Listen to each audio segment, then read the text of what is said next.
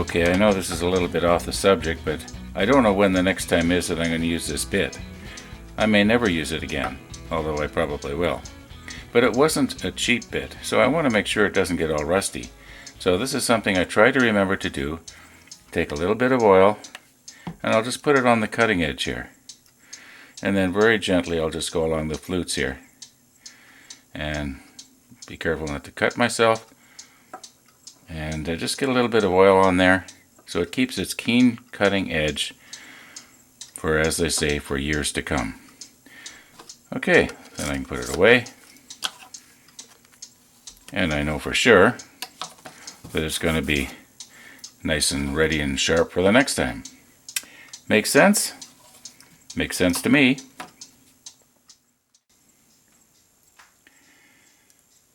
Now the way this self-centering vise grabs onto the piece of wood is by adjacent corners, just the way my fingers are. I'm going to move in a little closer here and show you something. Now you'll notice here the way the cactus juice rosin has crystallized unevenly, and what's going to happen is the little piece is going to be held at a slight angle, more one way than the other, and the hole that I drill down here is going to be not as straight as it otherwise could be. And because there's not a whole lot of room to mess around with here, I want it to be as straight as I can get it.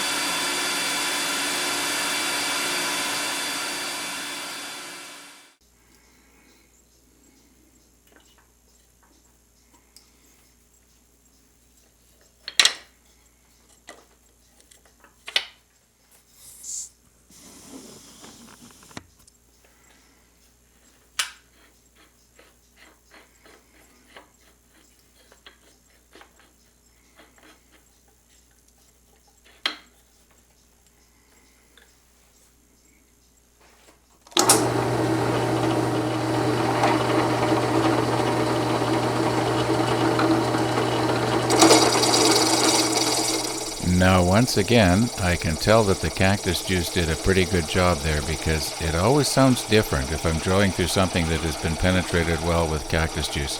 It's sort of like drilling through a sugar cube or a piece of glass or a piece of ice. There's sort of a crystal sound to it.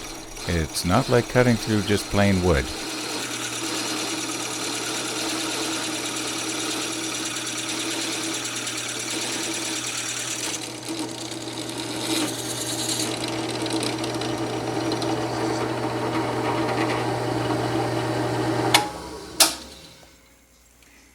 Well, I'm kind of scared to look.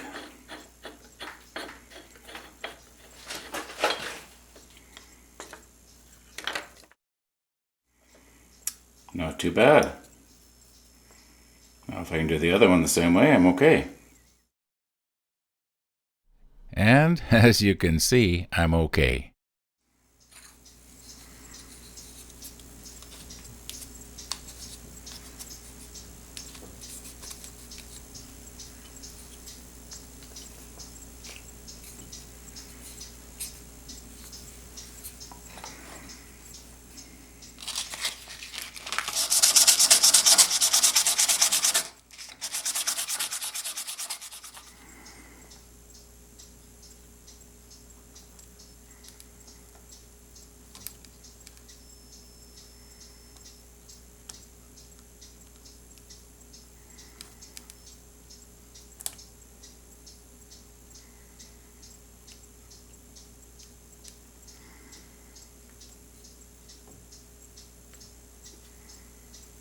There, got it that time.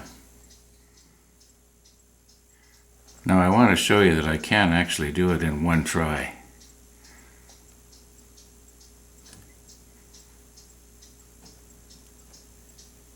Ta-da!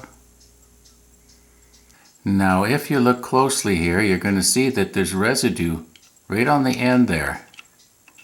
Now I got to get that off. And lately I've been finding that the best way to do it is simply with sandpaper.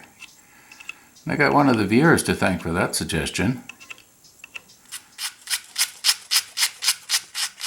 Now I have found that if I'm going to have a problem with the wood not sticking to the brass tube, it's almost always at the end.